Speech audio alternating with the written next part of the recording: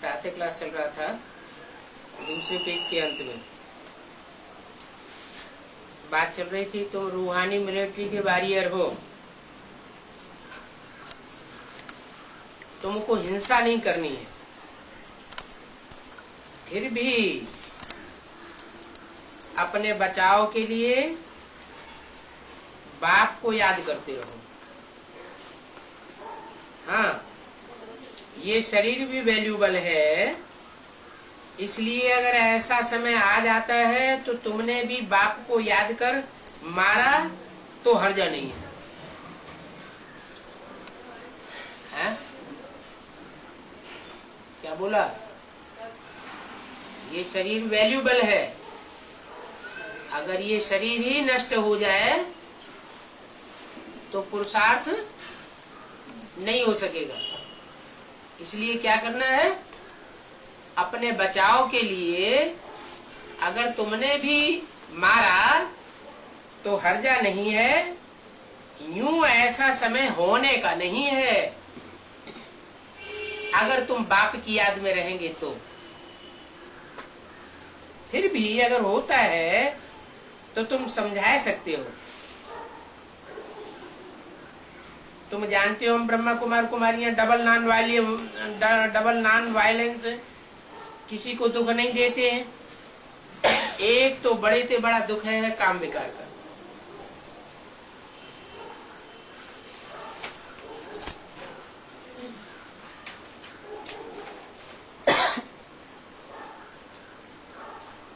ये काम कटारी चलाना बहुत बड़ा दुख है। ये है ही रावण राज्य, और रावण राज्य शुरू होता है द्वापर से। 31/66 का तीसरा पेज। सतयुग में तो ये विकार हो नहीं सकते हैं। तुम जानते हो वहां आत्माभिमानी रहते हैं, इसलिए वहां विकार नहीं होते। यहाँ तुम कर्म करते बाप को याद करते रहो, वहां तो कर्म करते भी अपने को आत्मा समझते हैं, बाकी बाप को याद नहीं करते हैं, क्योंकि वहां विकर्मा जी तो है ही। बाकी याद किस लिए करें? ये ज्ञान रहता है हम आत्मा एक शरीर छोड़ दूसरा लेते हैं। आत्माभिमानी होने बगैर शरीर छोड़ना पड़े तो बहुत दुख होता है। क्या कहा? दुख कब होगा? अनेक जन्मों का दुख, अनेक जन्मों में दुख अगर फील होता है तो उसका कारण क्या बताया? यहाँ संगम युग में आत्माभिमान की प्रैक्टिस किए बगैर अगर हम शरीर छोड़ते हैं तो अगले जन्म में दुख होगा। थोड़ी प्रैक्टिस करते हैं तो सतयुग में तो आ जाएंगे, त्रेता में आ जाएंगे, लेकिन द्वापर युग से फिर दुख शुरू हो जाएगा।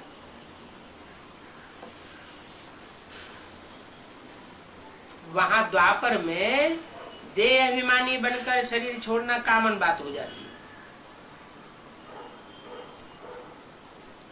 खास बात यहाँ की है संगम युग की। हम आत्मा एक शरीर छोड़ दूसरा लेते हैं, सर्प का मिसाल भी है। ये सब बातें इस समय की हैं।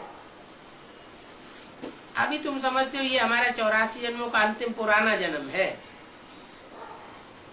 यहाँ का हिसाब किताब यही चुकतू करना है। तुमको बाप ने सारी दुनिया से वैराग दिलाया है। जानते हो हमारे ब्राह्मण कुल के जो हैं वो कल पहले मुआफिक पुरुषार्थ करते रहते हैं। जितना जो पुरुषार्थ करेंगे सो उतना उच्च पद पावेंगे। राजधानी स्थापन हो रही है, तुम जानते हो। तुम्हारी रूहानी बल की मदद से सारा संसार ऊंचा उठता है। वो है जिस्मानी गवर्नमेंट और ये है रूहानी गवर्नमेंट। दैवी स्वराज्य की स्थापना करने के लिए जरूर गवर्नमेंट चाहिए। इसको पांडव गवर्नमेंट कहा जाता है और शिव बाबा है पंडा। पवित्र बना हम शिव बाबा के साथ चले जाएंगे। फिर जहां जाते वहां हमारा फर्स्ट क्लास जन्म होगा। हम अपने राजाई महल बनावेंगे। कल पहले मुआफिक मकान आदि तो सभी बनते हैं। नई दिल्ली भी गवर्नमेंट के आर्डर से बनी है।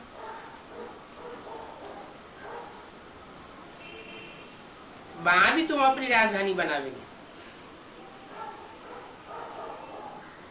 वहां बाहर का विजिटर कोई धर्म नहीं होगा, अपना ही धर्म होगा। अपने महल कितने सुंदर होते होंगे। वो आई सतो प्रधान दुनिया, प्रकृति सारी दासी बन जाती है। असली राजाई तो सतयुग में थी। अभी तो धर्म ही नहीं है, जो था सो फिर रिपीट होगा। तो जितना हो सके ज्यादा से ज्यादा दैवी गुण धारण कर ले। यहाँ से जो संस्कार ले जाते हैं वो छोटेपन में ही माँ बाप मित्र संबंधियों आदि को खींचेंगे। ऐसे बहुत यहाँ आवेंगे। आगे चल के देखना फील होगा जैसे कि यहाँ से नारियल लेकर के गए हैं।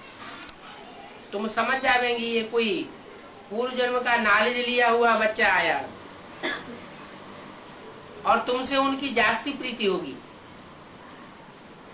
होगा कम उम्र का बच्चा 2-4 साल का, और तुमको बहुत खींचेगा। आगे चल शायद बाबा साक्षात्कार भी करावे। जो अच्छे अच्छे बच्चे गए हैं उन्होंने फलानी जगह जन्म लिया है, ये भी साक्षात्कार होता रहेगा।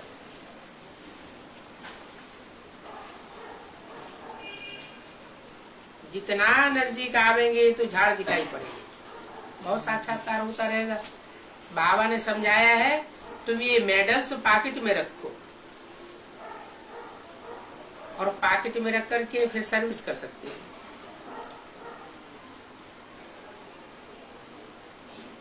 कौन सा मेडल? त्रिमूर्ति के प्लास्टिक के चित्र में एक तरफ त्रिमूर्ति और दूसरी तरफ लक्ष्मी नारायण का चित्र बनाया था। एक तरफ एम ऑब्जेक्ट और दूसरी तरफ स्थापना पे पालना विनाश करने वाली शिव की 3 मूर्तियां।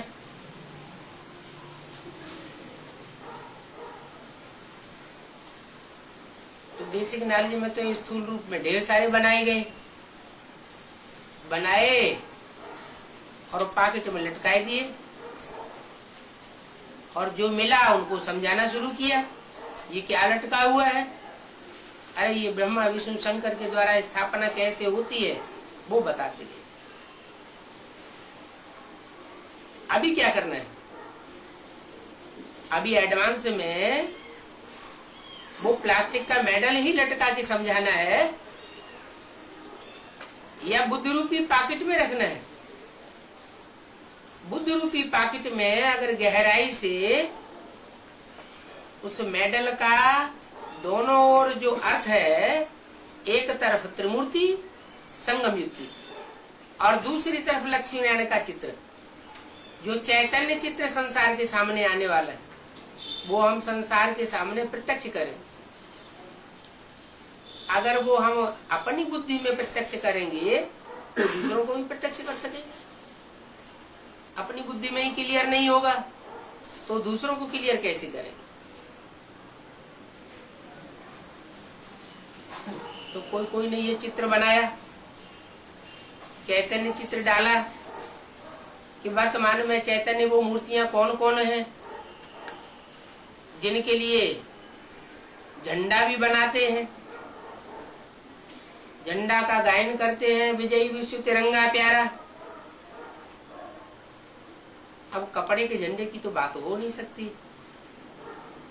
ये तो चैतन्य शरीर रूपी कोई 3 वस्त्र हैं जिन्होंने सारे विश्व में विजय प्राप्त की है और जो अभी फिर करने वाले हैं। उन चैतन्य कपड़ों को संसार के सामने, चैतन्य शरीर रूपी वस्त्रों को, चैतन्य चेहरों को संसार के सामने प्रत्यक्ष करना, उनका नाम बुलंद करना, माना झंडा ऊंचा करना।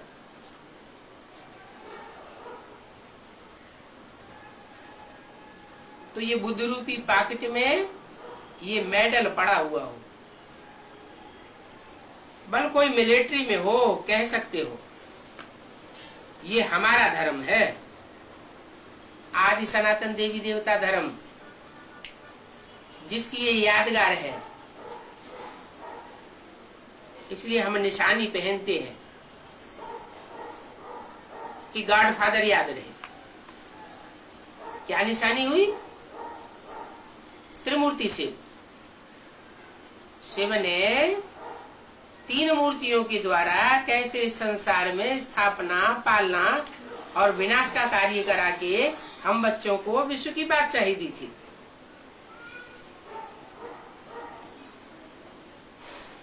इसलिए हम ये निशानी पहनते हैं, इसमें कोई रोकेंगे नहीं।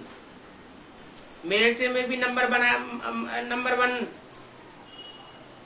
लक्ष्मी नारायण का मंदिर बनाते हैं, तो ये भी जैसे एक मंदिर है, प्यार से समझाने से और ही खुश होंगे। ये बड़ी अच्छी चीज है। ऑफिसरों को भी तुम इसमें खुश कर सकते हो। अगर लगाने न देवे तो करके पॉकेट में ही रख देना चाहिए। तुमको यह है, ऑब्जेक्ट बुद्धि में है, हमको सो देवता बनना है, बाप कहते हैं इस पुरुषार्थ से तुम यह बनेंगे। अगर इन 3 मूर्तियों का पुरुषार्थ करेंगे जैसे इन 3 मूर्तियों ने पुरुषार्थ किया है, और ऐसा ही पुरुषार्थ तुम भी करेंगे तो तुम यह बनेंगे। मेडल को पलट के दिखाई दिया, क्या बनेंगे? लक्ष्मी नारायण बनेंगे।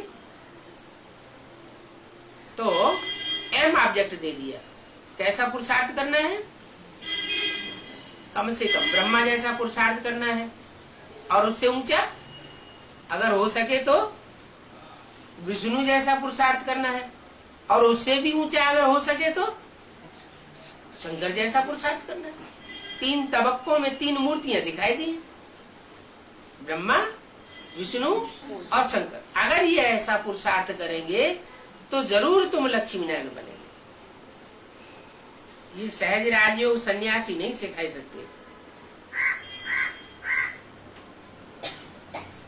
सन्यासी तो बहुत कठिन कर देते हैं। हाथ पांव उल्टे करो, उल्टे होके लटक जाओ, कितनी वर्जिशें सिखाते हैं। कोई तो शरीर से लूले लंगड़े भी हो जाते हैं। कुंभक करो, प्राणायाम करो,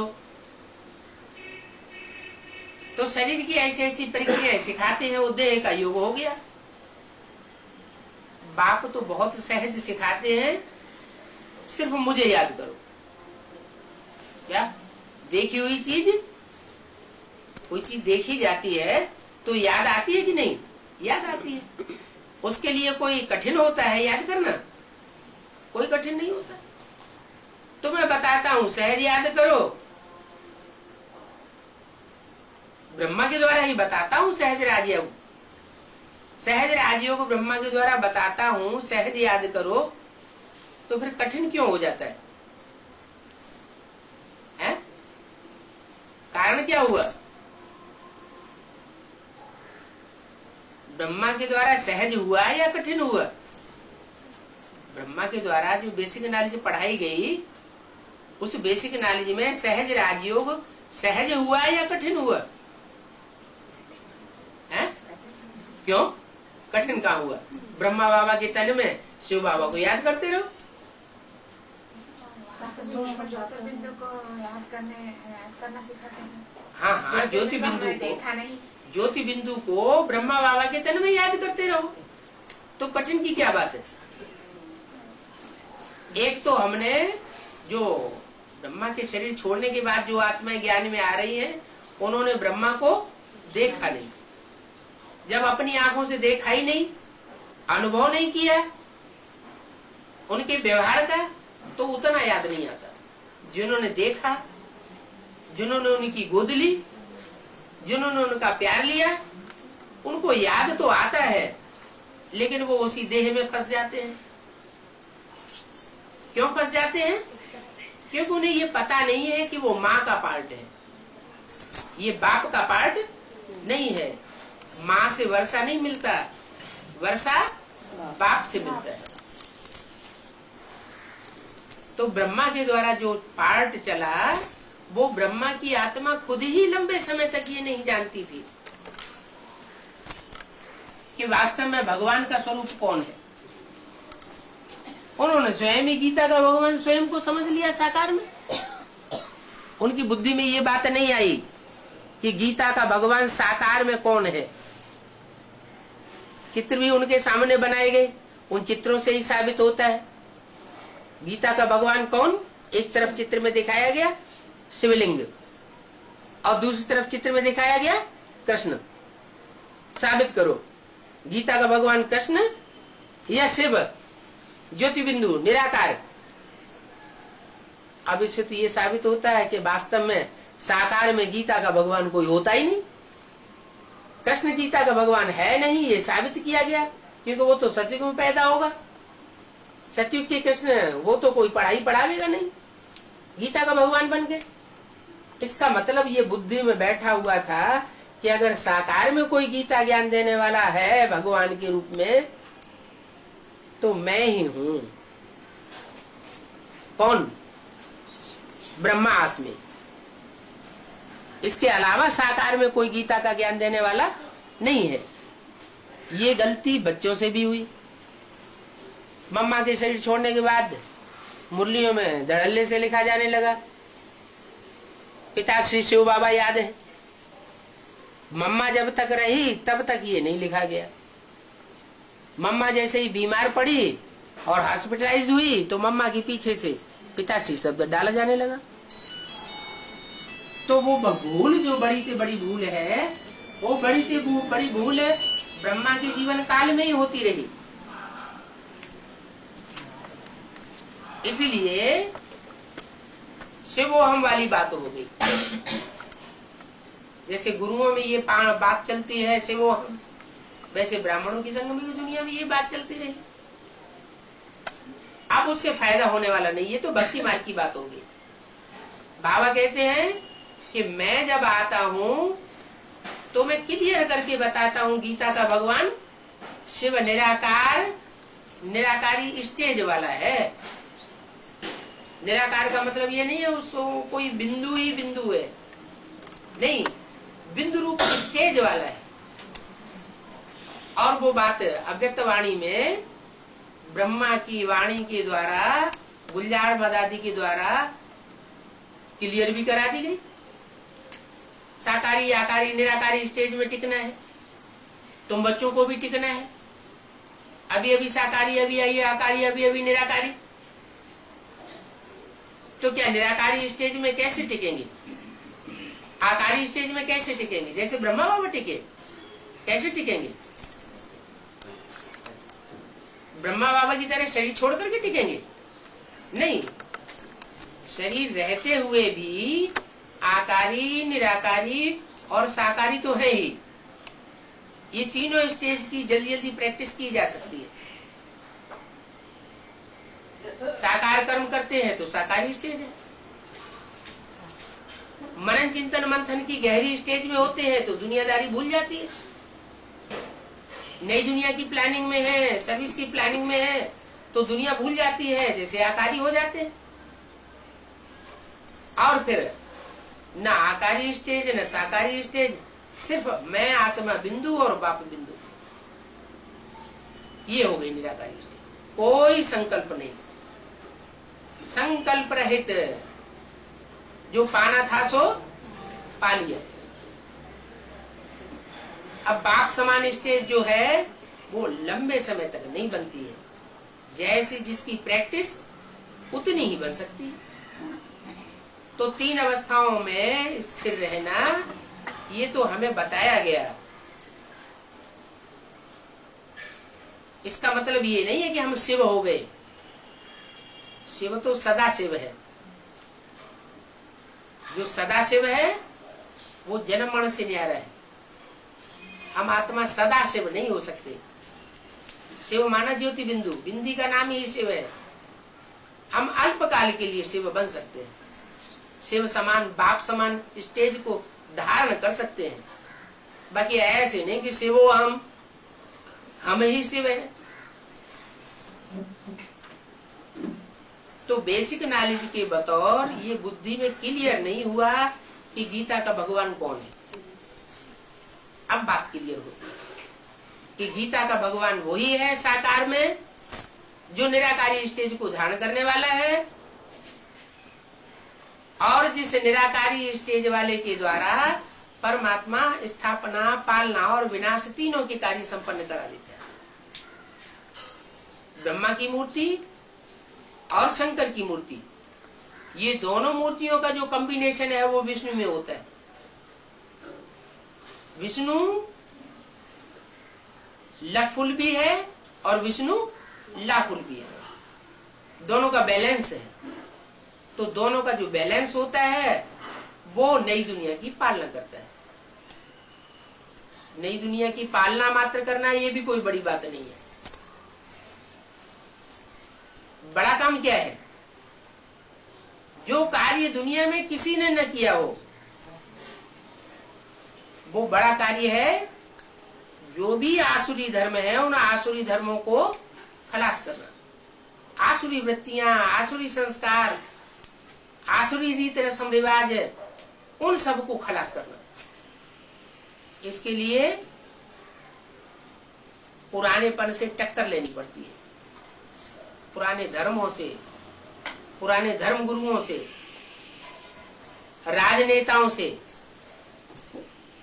जब तक पूरी टक्कर न ली जाए, जब तक पूरा सामना न किया जाए, और वो भी अहिंसा पूर्वक।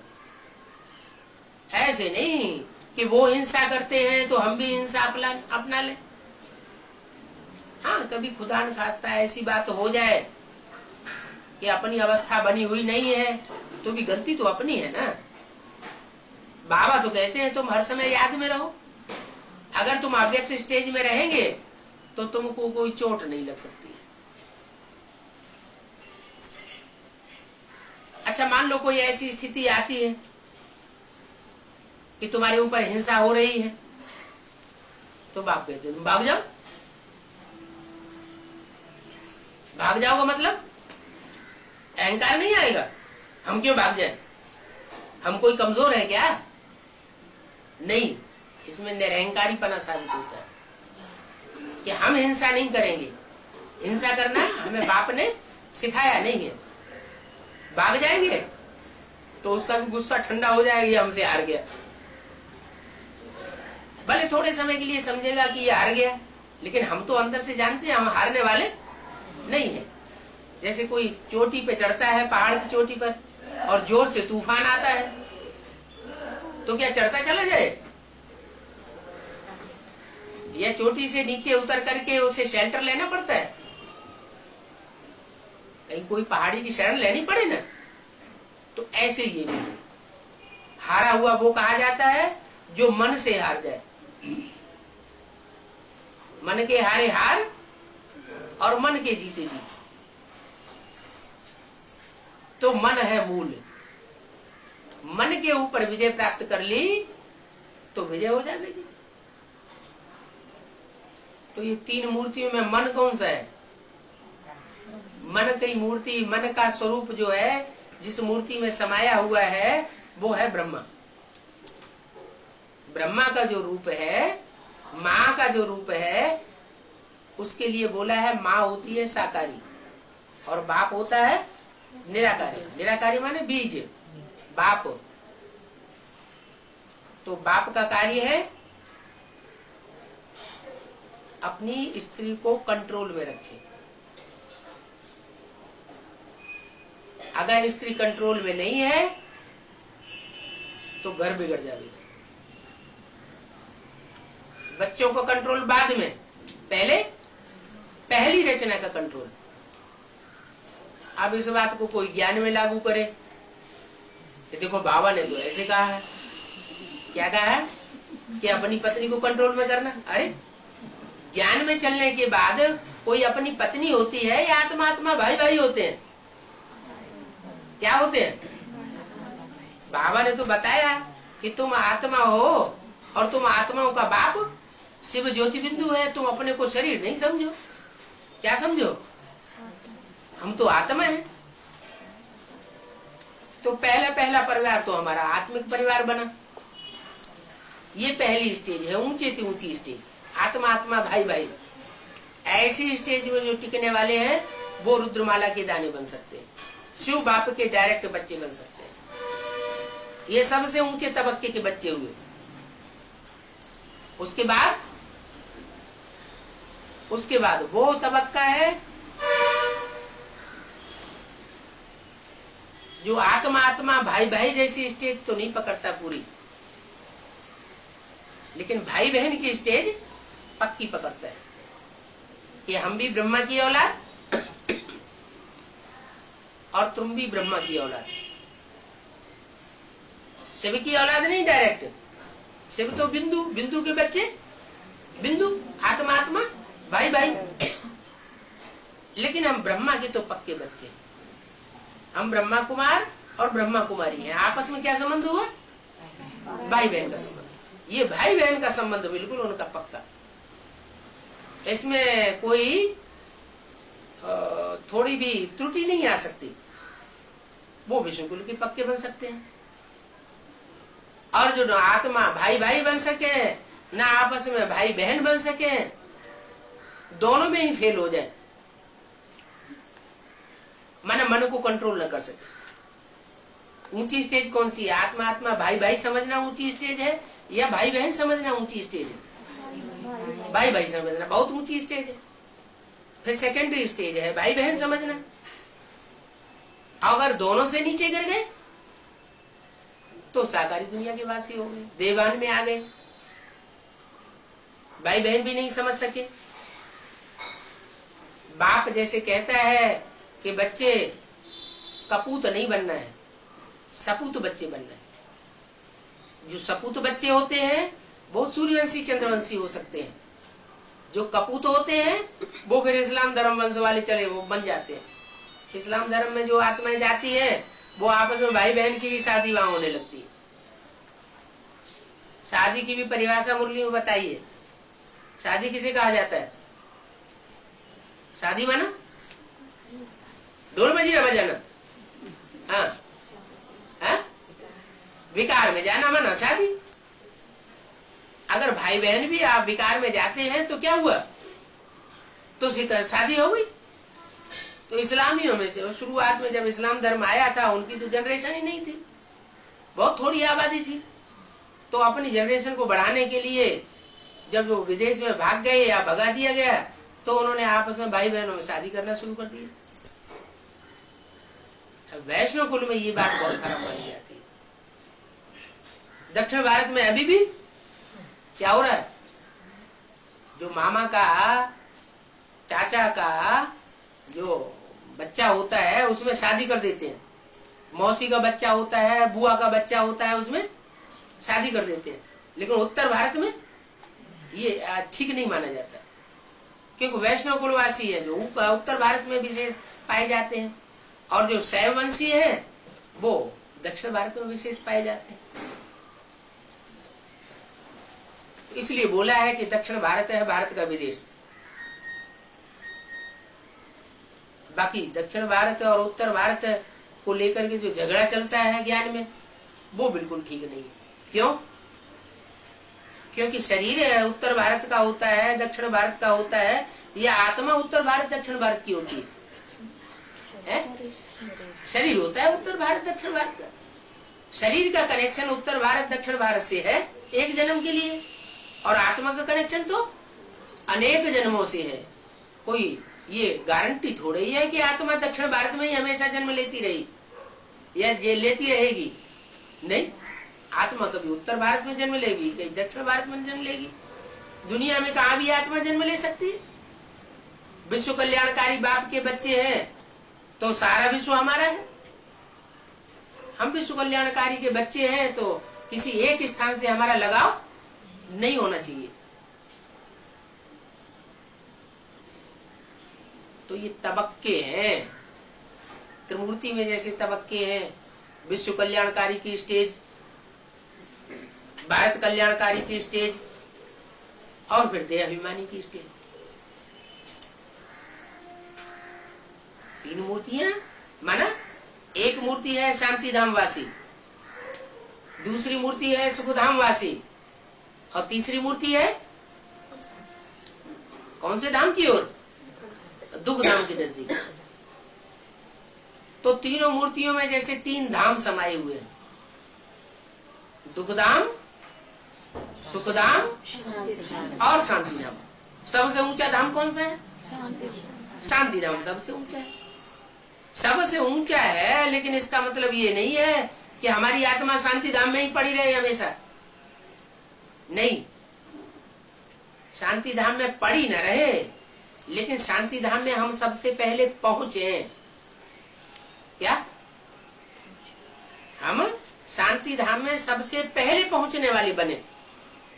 अगर सबसे पहले पहुंचने वाले बनेंगे तो सुखधाम में भी सबसे पहले आएंगे, और जो सुखधाम में सबसे पहले आएंगे वो शांति में तो रहेंगे ही, या नहीं रहेंगे? सुख के साथ वहां सत्युग त्रेता में शांति तो होती ही है। फिर द्वापर युग जब आता है तो अशांति शुरू होती है। हाँ, कोई आत्माएं द्वापर कलयुग में ज्यादा से ज्यादा शांति ले सकती है, थोड़ी सी अशांति में आती है, और कोई आत्माएं कम शांति लेती है। वो शांति का अनुभव, वो शांति की शक्ति भरना, वो इस समय की बात है। संगम युग में हम जितना चाहे उतना अपनी आत्मा के अंदर शांति धाम की स्टेज को बरकरार करके रख सकते हैं। अपने को आत्मा समझे तो मैं आत्मा शांति स्वरूप। देवान में आते हैं तो अशांत स्वरूप। आत्मा खुद ही शांत स्वरूप है। कहते हैं हमारी आत्मा बहुत दुखी है, बहुत परेशान है। तो परेशान कब है? पर माना देह, 5 तत्व, वो प्रकृति कहा जाता है। तो प्रकृति की शान में है माना परेशान। प्रकृति है माता। क्या? प्रकृति माता है, तो माता की शान में नहीं रहे, किसकी शान में रहे? बाप की शान में रहे। हम किसके बच्चे हैं? बाप के बच्चे हैं, और ऊंचे से ऊंचे बाप के बच्चे हैं। वो बाप है, वो धर्म पिता है, वो नंबरवार नीचे है, क्योंकि नंबरवार देवभान में आने वाले हैं। और हमारा बाप प्रकृति के कंट्रोल में आने वाला नहीं है। कौन सा बाप? सुप्रीम सोल सेवक या मनुष्य सृष्टि का बाप? मनुष्य सृष्टि का बाप तो फिर भी संग के रंग में आता है, लेकिन जो आत्माओं का बाप है वो कभी भी प्रकृति के कंट्रोल में आता नहीं है। चाहे तो लव का रिटर्न लव से दे सकता है, लेकिन कंट्रोल में नहीं आता है। तो बाप आकर कहते हैं कि बच्चे अपनी रचना को अपने कंट्रोल में रखना चाहिए। ये बात यहाँ लागू नहीं करनी है संगम युग में, ब्राह्मणों की दुनिया में। कहाँ के लिए है? अगले जन्मों के लिए, जो द्वापर युग से जन्म होंगे, द्वैतवादी जन्म होंगे, उन जन्मों में पुरुष जो है वो अपनी स्त्री को कंट्रोल करके रखे। अगर स्त्रियां कंट्रोल से बाहर हो जाती है तो समाज बिगड़ जाता है। स्त्रियों के प्रदूषित होने से फिर सारा कुल ही बर्बाद हो जाता है। और भारत में तो ऐसा हुआ। पहले पवित्रता थी तो सुख शांति द्वापर में भी थी, सच्चाई थी। फिर इम्प्योरिटी जैसे जैसे बढ़ती चली गई। जैसे बौद्धियों में पहले संन्यास धर्म नहीं था, प्रवृत्ति मार्ग था, और प्रवृत्ति मार्ग भी पवित्र था, अपवित्र नहीं बने थे। लेकिन जब स्त्री पुरुष इकट्ठे रहने लगे तो अपवित्रता हो गई, व्यभिचार बढ़ गया बौद्धियों में। और जब व्यभिचार बढ़ गया तो बौद्ध धर्म खलास। दुनिया के बहुत थोड़े हिस्से में बौद्ध धर्म फैला हुआ है, जबकि विदेशियों और विधर्मियों के बीच में बौद्ध धर्म दूसरे नंबर का धर्म है, दूसरे नंबर का पावरफुल धर्म है। तो भी उस धर्म में राजा ही नहीं चल सकी। तो राजाई में ताकत होती है। राजाई में ताकत तब होती है जब वो अव्यभिचारी राजाई है। तो बाप कहते हैं अभी मैं स्थापन करने के लिए आया हूं तुम्हारी बुद्धि में सुखधाम सदा के लिए। चाहो तो 82-83 जन्म का भी सुख ले सकते हो। क्या कोई बच्चे ऐसे हैं जो योग बल से 82-83 जन्म का भी सुख लेते हैं, माना सबसे जास्ती सुख भोगते हैं। भले पतित कलयुगी दुनिया होती है तो भी सुख शांति में रहते हैं। और कोई बच्चे ऐसे हैं जो द्वापर युग से ही उनकी सुख शांति गायब होने लगती है। इतनी कमजोर आत्मा बन जाती है कि द्वापर युग से जो धर्मपिता प्रवेश करता है वो पतित तन में प्रवेश करता है, पतित बन जाती है। तो इसका कारण क्या हुआ? कोई आत्मा द्वापर के आदि से ही पतित बनना शुरू हो गई, इतनी पतित बन गई कि दूसरे धर्म की आत्माएं उनमें प्रवेश करने लग पड़ती हैं। और कोई आत्माएं कलयुग के अंत में आकर के पतित बनती है, इतनी पतित बनती है जो सिर्फ परमात्मा ही उनमें प्रवेश कर सकता है, दूसरी कोई आत्मा प्रवेश नहीं कर सकती। तो ज्यादा पावर किस आत्मा में कही जाएगी? उन आत्मा में ज्यादा पावर कही जाएगी जो अंतिम जन्म में आकर के पतित बनती है। द्वापर के आदि से ही पतित बनना नहीं शुरू होती, बनती हैं, लेकिन उनके पतित बनने की जो रफ्तार है वो धीमी होती है।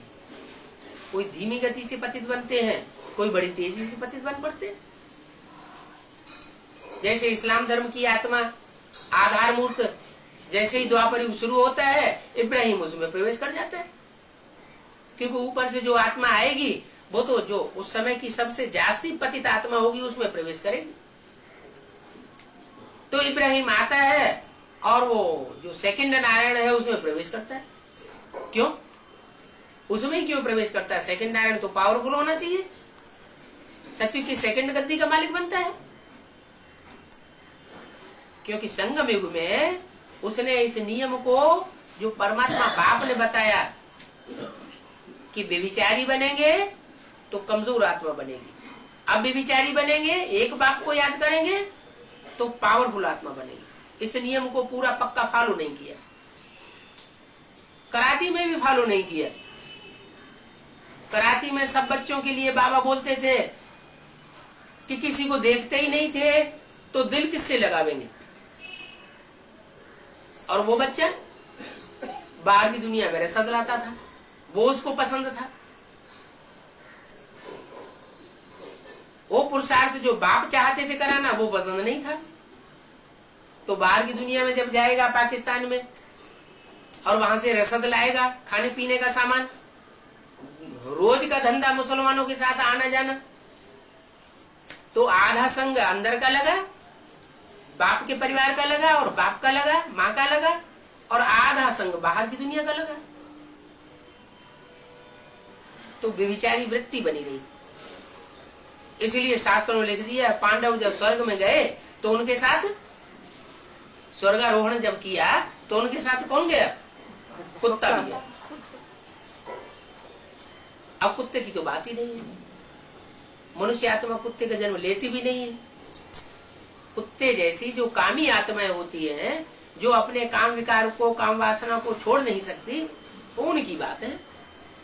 बाबा के यज्ञ में तो बहुत पवित्र वातावरण था, मौका ही नहीं मिलता था ऐसा। बाहर की दुनिया में जाते तो थोड़ा मौका मिल सकता है, दृष्टि के व्यभिचार का संग मिल सकता है। तो कुछ आत्माएं हैं ऐसी जो दूसरे धर्म में कन्वर्ट हो जाती है और कन्वर्ट होने के बाद 63 जन्म दूसरे धर्मों का संग का रंग लेती रहती है। उनके संस्कार ही में ये बात भर जाती है कि वो बाप की बात को फॉलो नहीं कर पाती उतनी जल्दी। और जो पक्के सूर्यवंशी चंद्रवंशी होते हैं वो बाप की बताई हुई बातों को जल्दी फॉलो कर लेते हैं, इसलिए वो ऊंचे नंबर में आ जाते हैं। उनकी राजाई स्थापन हो जाती है, दूसरे धर्म वालों की राजाई स्थापन नहीं हो पाती, उनको फिर दास दासी बन करके रहना पड़ता है। सूर्यवंशी चंद्रवंशी जो नई दुनिया बनेगी पहले पहले जन्म में, संगम युग में, उसमें वो राजा राज्य करेंगे। और दूसरे धर्म के जो बीज होंगे वो क्या करेंगे? वो प्रजावर्ग में जाएंगे, दास दासी बनते रहेंगे, नौकर चाकर बनते रहेंगे। क्यों? क्योंकि जो बाप का पवित्रता का विरुद्ध है वो उन्होंने पूरा पूरा फॉलो नहीं किया। इसलिए इस बैज में बड़े राज समाये हुए हैं। बैज में जो 3 मूर्तियां हैं, इन 3 मूर्तियों में दुनिया का सारा राज भरा हुआ है। ऊंचे से ऊंचे तबक्के की मूर्ति है शंकर,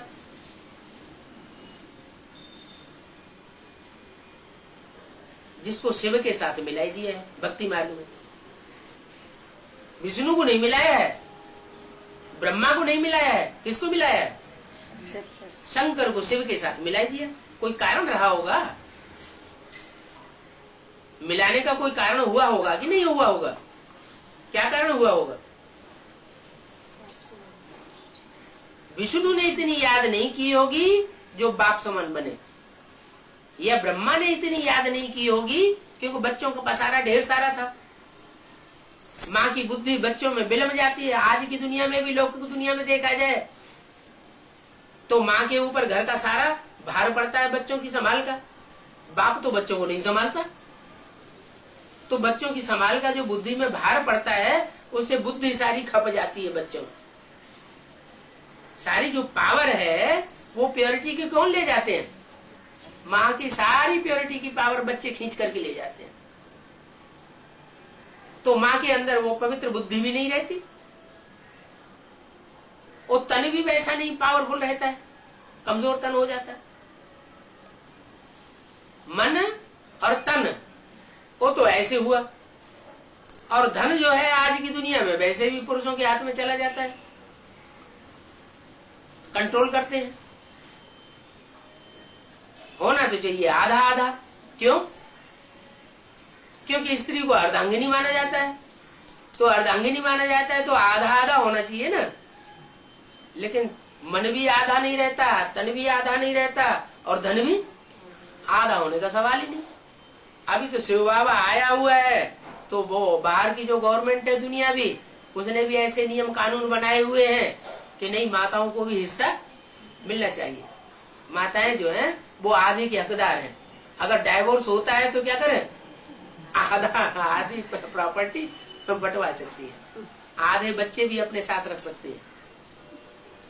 बल्कि कन्याओं के ऊपर, बच्चियों के ऊपर तो माँ का पूरा हक होता है। अभी तक नहीं था, अभी तक बच्चे जो हैं वो बाप के माने जाते थे। अभी सुप्रीम कोर्ट ने नया कायदा निकाल दिया, क्या कि बच्चे बच्चियां जो हैं उन पर आधा हक माँ का भी है, क्योंकि अभी बाप आया हुआ है। तो बाप के आने से बाहर की गवर्नमेंट पर भी वही असर पड़ रहा है। तो सहज राजयोग जो है वो सन्यासी नहीं सिखा सकते।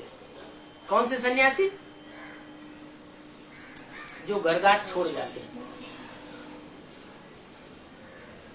क्या हमारे ब्राह्मणों की दुनिया में वो सन्यासी कौन है? हैं? हैं? कौन है? बेसिक वाले सेंटर में रहते हैं। बेसिक वाले सेंटर में जो रहते हैं वो घरघाट छोड़ करके आए हैं, वो बाप के नहीं बने,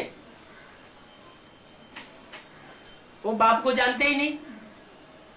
जानते नहीं, माँ ने तो शरीर छोड़ दिया, तो किसके बने हुए हैं?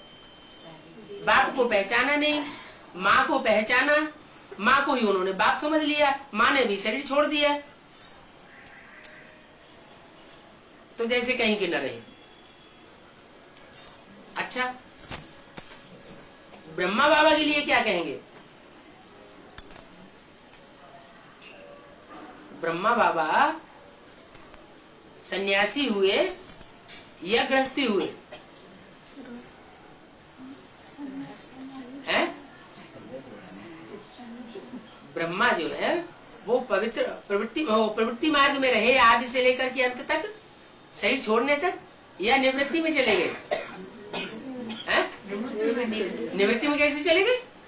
ओ उनको तो राधा बच्ची, क्या नाम, ओम राधे थी यज्ञ संभालने वाली, राधा बच्ची इनकी बेटी ना, बेटी थी। अच्छा अच्छा, चलो बेटी थी तो क्या माना प्रवृत्ति में नहीं थे?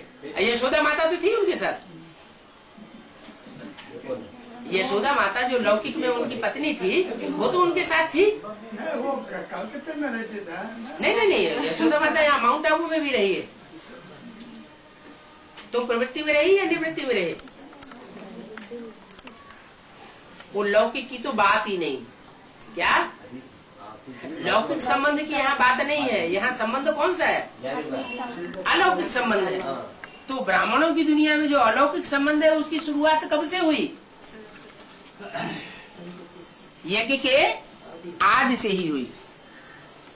यज्ञ के आदि में कोई ओरिजिनल माता थी और कोई बाप भी था, जिस बाप के द्वारा ज्ञान का बीज बोया गया था।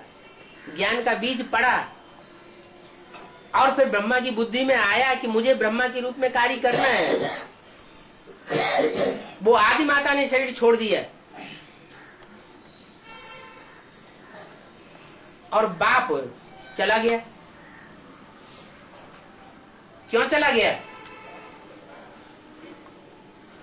बाप क्यों चला गया है? अरे यज्ञ के आदि में ही यज्ञ कुंड से विनाश ज्वाला प्रज्वलित हुई। माँ और बाप दोनों में झगड़ा हुआ। तो जो झगड़ा हुआ उसमें क्या हुआ? माँ अलग हो गई बच्चों को लेकर और बाप को जो फॉलो करने वाले बच्चे थे वो चले गए। तो होना क्या चाहिए था? है? क्या होना चाहिए था? बच्चे भले बाप को छोड़ते लेकिन माँ बाप को छोड़ना नहीं चाहिए। या बाप को चाहिए था कि माँ को अपने अंडर में रखे, लेकिन उस समय इन बातों का ज्ञान नहीं था। जो बाप के रूप में पार्ट बजाने वाली आत्मा थी मनुष्य सृष्टि का पिता, उसकी बुद्धि में भी ये ज्ञान नहीं था और बच्चों की बुद्धि में भी ये ज्ञान नहीं था और माता की बुद्धि में भी ये ज्ञान नहीं था। ज्ञान इतना विस्तार को पाया हुआ नहीं था कि अलौकिक परिवार है और इस अलौकिक परिवार में माता कौन है, पिता कौन है और बच्चे कौन है। ये ज्ञान संपन्नता को तब पाता है जब जो आदि ब्रह्मा है वो आदि ब्रह्मा 60 साल से बढ़कर के 100 साल का पूरा होता है। कौन से सन में?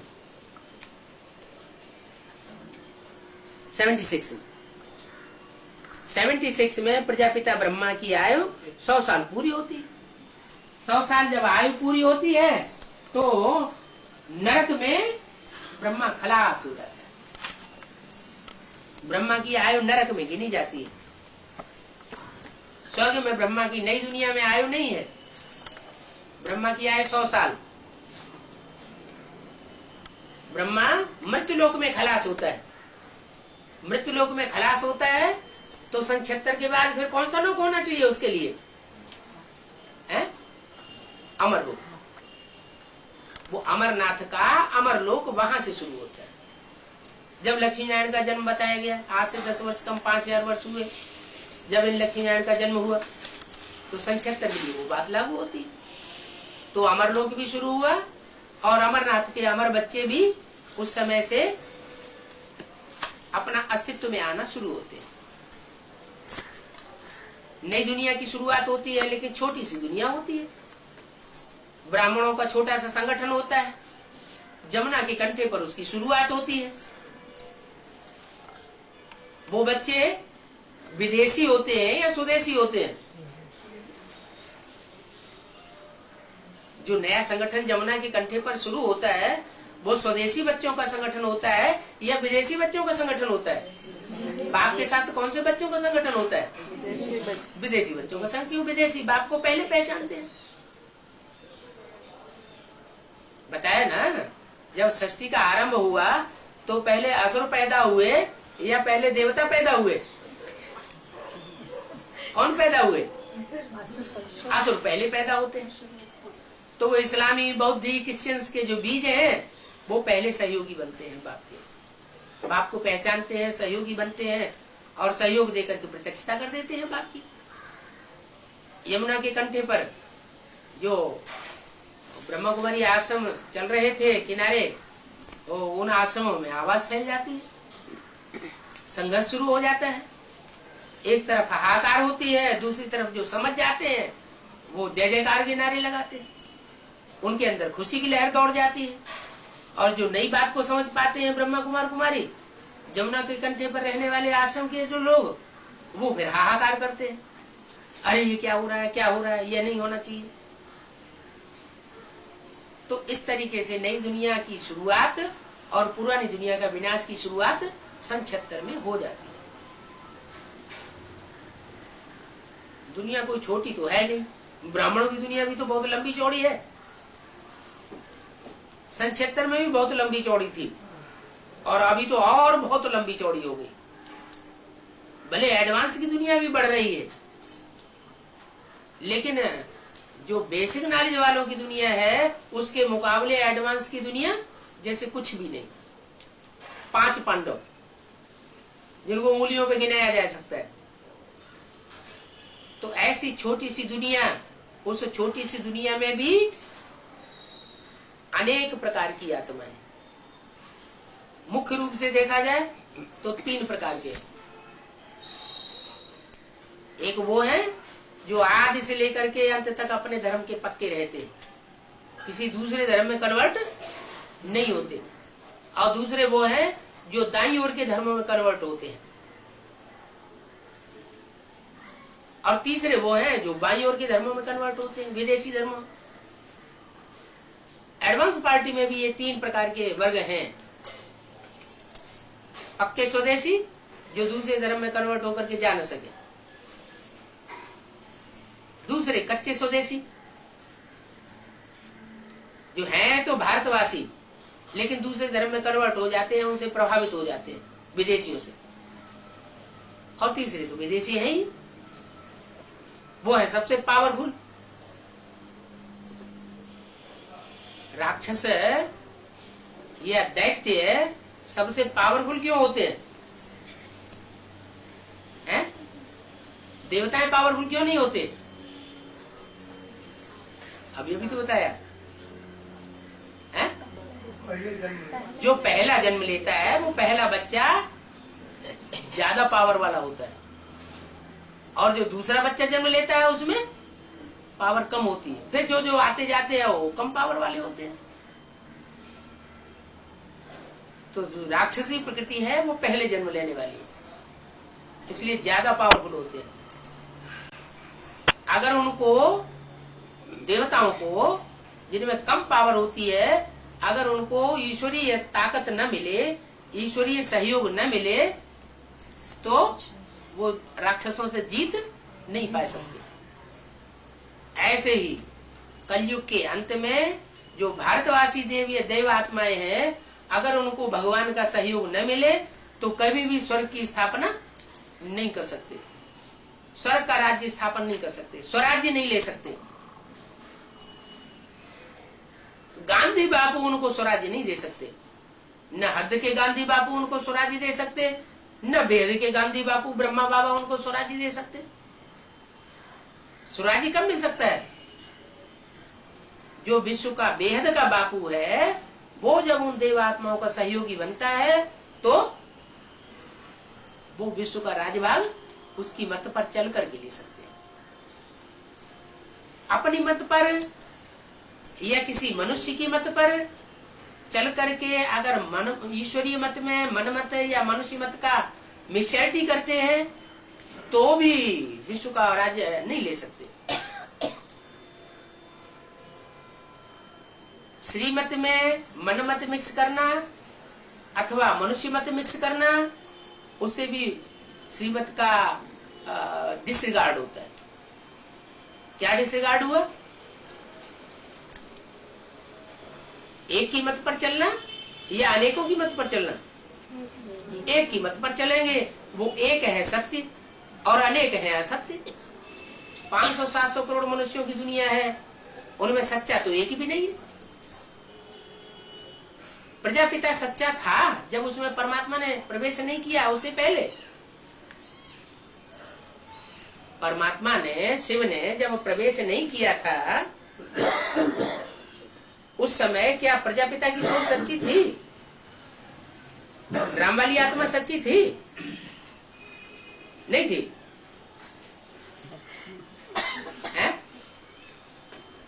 अरे 83वें जन्म में जब शिव ने राम वाली सोल में प्रवेश नहीं किया था उस समय राम वाली आत्मा सच्ची थी ये कहेंगे? नहीं कहेंगे। सच्ची नहीं थी। सच्ची कहाँ से? सच्ची होती तो अहिंसा के बल पर चलती। द्वापर युग से राम वाली आत्मा भी क्या करना शुरू कर देती है? हिंसा करती है या अहिंसा करती है? हिंसा का रास्ता अपनाती है। हिंसा का रास्ता अपना लेती है। विधर्मियों के संग के रंग में आकर वो भी हिंसक बन पड़ते हैं।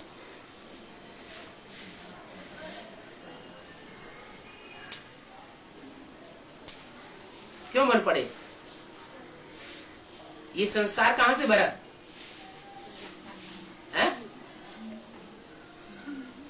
ये संस्कार कहां से भरा आखिर? संगम युग में हर आत्मा अच्छे या बुरे संस्कार भरती है। ईश्वरीय संस्कार ईश्वरीय मत पर भरे जाते हैं, आसुरी संस्कार आसुरी मत पर भरे जाते हैं।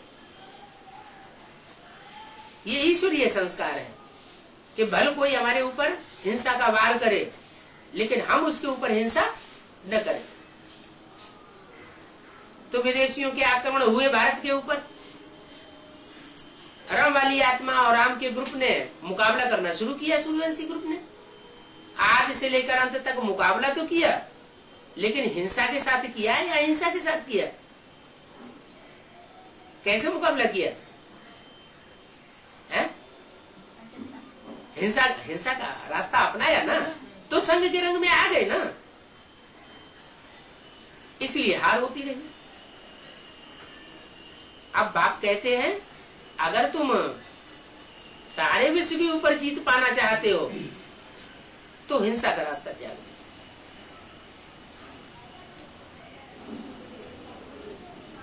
अहिंसा परम धर्म।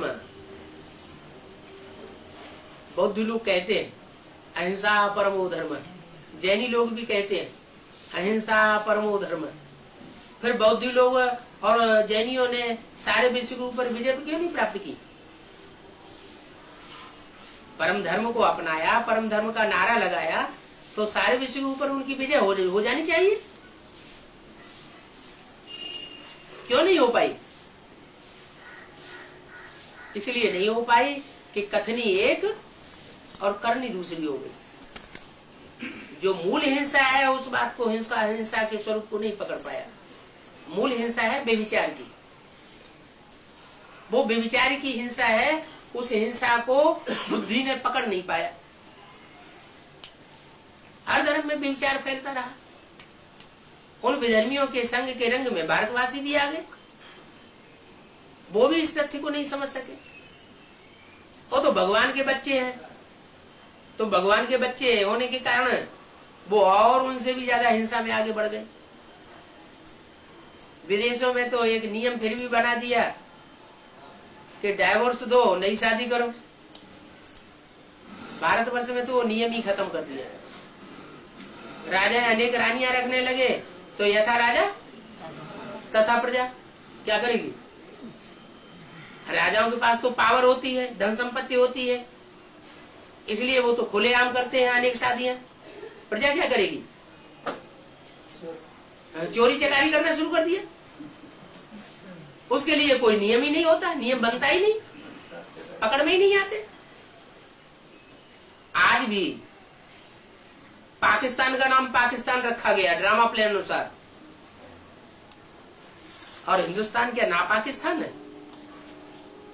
पाकिस्तान के मुकाबले क्या कहा जाएगा? है? पाकिस्तान के मुकाबले हिंदुस्तान नापाकिस्तान है या पाकिस्तान है? नापाक कैसे?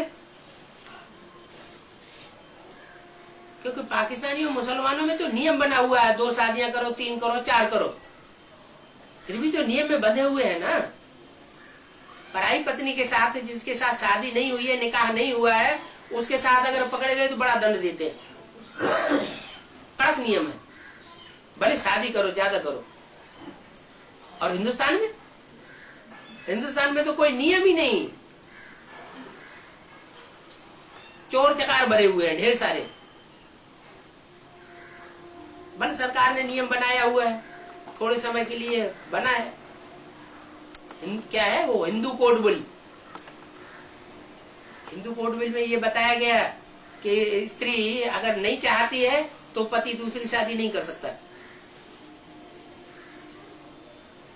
लेकिन कितनी स्त्रियां ऐसी हैं जिनकी परमिशन से पति दूसरी शादी करते हैं। विकार में जाना तो ये गुप्त बात होती है, पता ही नहीं लगता। क्या ढोल मजीरा बजाने से ही शादी होती है? नहीं, ढेर शादियां करते रहते हैं, पत्नी खपती रहती है, मरती रहती। तो भारतवर्ष में एकदम नापाक स्थान बन जाता है, और मुसलमानों की पवित्रता जो है वो फिर भी ऊंची उठ जाती है। इसलिए वो पावरफुल है, अभी भी इस सेंस भी पावरफुल है, और भारतवासी सबसे ज्यादा नीचे गिर जाते हैं, अति के तमो प्रधान बने पड़े हैं। जब भारत ऐसा पतित बन जाता है तो भगवान को आकर के भारत को पतित को पावन बनाना पड़ा।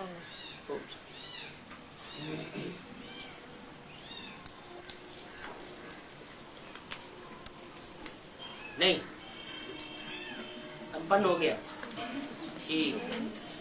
प्रश्न चित्त नहीं, प्रसन्न चित्त हो गया है। पुरुषोत्तम संगम योग तब तक शिव साकार होते, जब तक पतितन कामी कांटे में शिव साकार होते, जब तक। क्यों अभी साकार है कि चले गए? साकार है, फिर क्या? जब तक जीना है तब तक पीना। फर्स्ट क्लास पीना है या सेकंड क्लास या थर्ड क्लास? फर्स्ट क्लास क्या है?